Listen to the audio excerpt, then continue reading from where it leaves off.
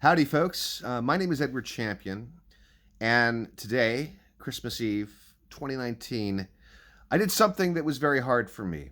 I wrote a 3,000 word essay in which I confessed that I do have bipolar disorder.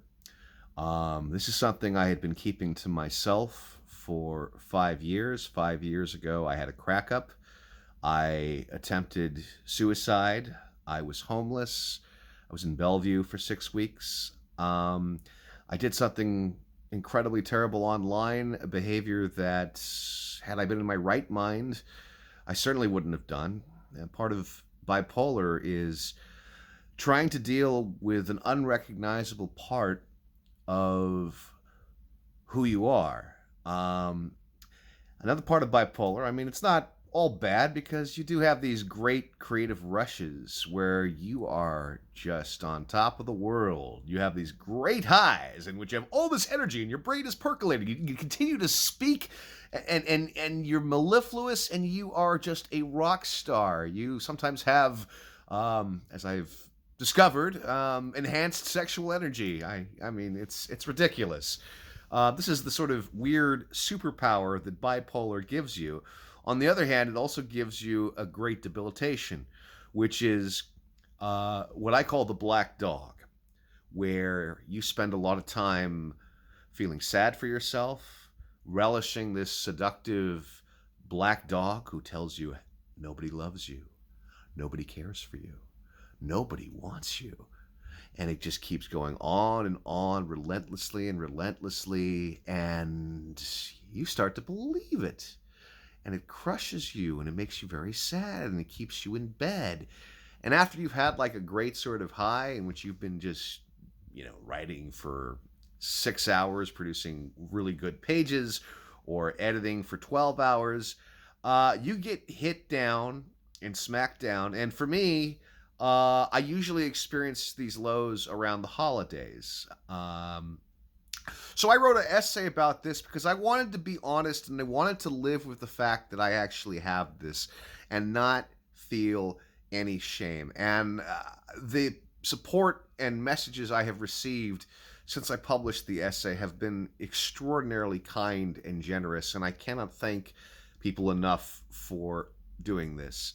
But I also wanted to do this because if you live with bipolar disorder, and there are 3 million Americans who do, and those are just the people who are diagnosed with bipolar disorder. This doesn't count the people who, because of our terrible healthcare system, they can't afford the $150 a week to go see a therapist or a psychiatrist, or even more for a psychiatrist to get proper meds, proper treatment, and all that great jazz that, if we were an actual first world country, we'd actually have. But I wanted to basically tell you that I live with this.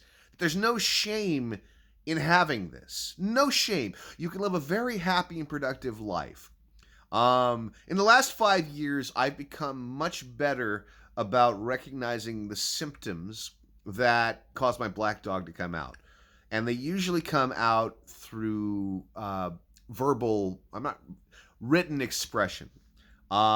Just really terrible, awful, uh, almost uncontrolled messages of vituperation that I've sent to people that have caused me to just destroy very promising relationships. I've had other people who thankfully have understood, and most of the people who I now have in my life are sympathetic enough and mindful enough to know that when something like this happens, and it doesn't happen that often, but it does happen, that this is the black dog talking, and it's not necessarily who I am.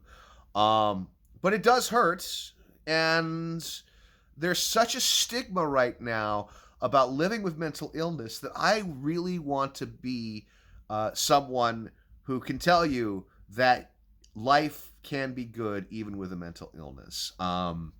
Aside from my down moments, I'm very lucky, and I get to live a very happy and privileged life, and you can too. Um, I think I'm also wanted to leave this video because I really it appalls me that we live in a world in which people are afraid to to just say that they are experiencing terrible depression and terrible manic qualities that put them into such a state of uh, inflexibility, and that is so expensive to treat. Um, and I'm saying to you, please seek help. Help. I will talk with you. Message me if you're feeling down. I offer to talk with you. I'm happy to take breaks from my life, and I do talk with people, but please know that you are not alone. Know that you can actually live a really wonderful life with bipolar, and know also that for all of the calamities that you may be experiencing because of this malady, because of this disease, and for me, it's involved. I mean, I lost everything in my life because of this. Um, 5 years ago, I lost the woman I love. It was a 9-year relationship. I was homeless.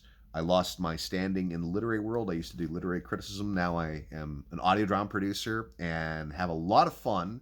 And it makes me very happy to go to this emotionally vulnerable place. It's given me a lot of peace. Music has helped. I got a guitar a year ago, and I regularly write songs.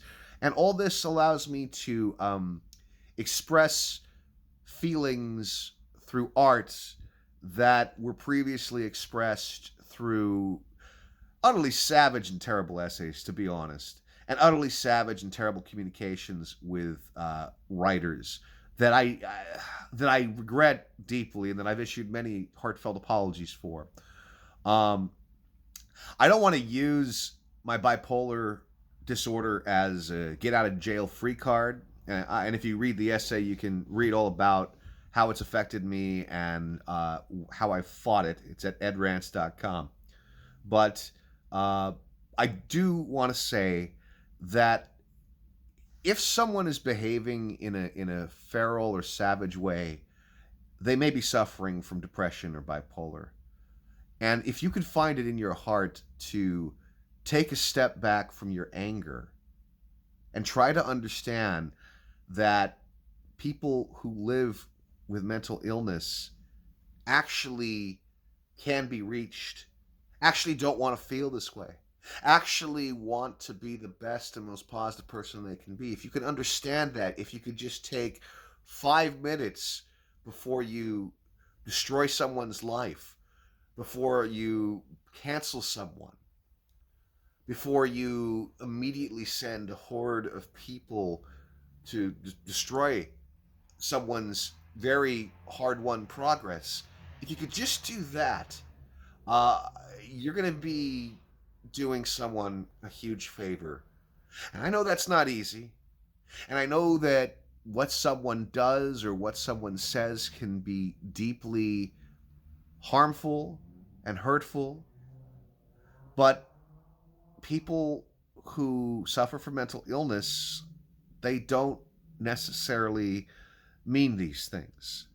And they're not using mental illness to excuse bad behavior. It's just part of who they are. And with treatment and with time and with understanding, with tools that help you recognize the triggers that cause you to do something manic, uh, you can live a better life. There's an argument that goes around that I don't think is entirely fair to people who are depressed, which is like, well, I suffer from mental illness, I suffer from depression, I suffer from bipolar, and I've never said anything extreme to someone. Um, that's great, and more power to you. But some people um, aren't there yet. Some people really, really want to be there. I didn't know I was suffering from this illness, and I actually have moved to a more positive place. But let me tell you, when I sent some of these messages, I sure as hell did not want to be there. I sure as hell didn't want to make people's lives miserable. But that's the black dog talking. A black dog who I've become intimately familiar with, and I'm able to shut down a lot faster. So just think about that. That's all I ask. And Merry Christmas, Happy Holidays, Season's Greetings. I hope this video was of some help if you are either suffering from mental illness, or if you think you are, or you know a friend or a loved one who is exhibiting these kinds of symptoms and you want to know what's going on. I can only offer my perspective, and I hope it's of help to you. Thank you.